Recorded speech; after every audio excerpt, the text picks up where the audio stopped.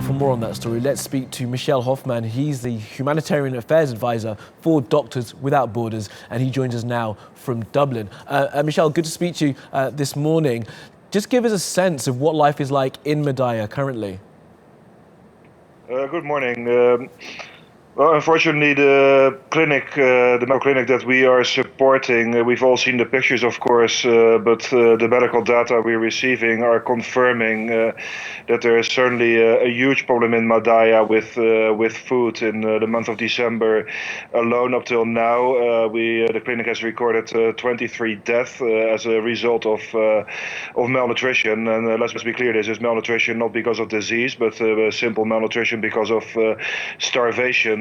So the pictures that we've all seen are unfortunately confirmed by the medical data that we receive from the clinic that we support.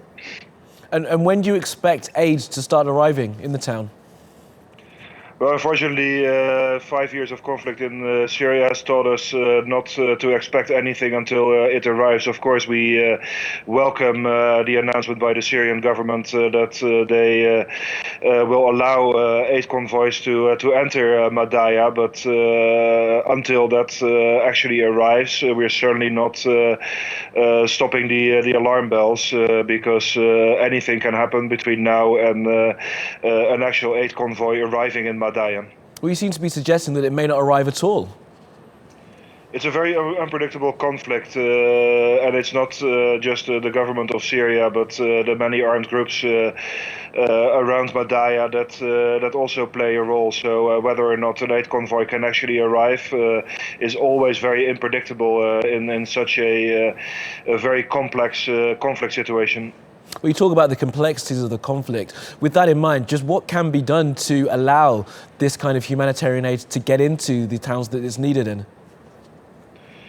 Well, I mean, this is not the only besieged area. It is certainly the most dramatic at the moment. But this military strategy of besiegement, so essentially holding a whole population ransom as a military strategy, is unfortunately used in many other places, both by the opposition, the armed opposition, and the Syrian government.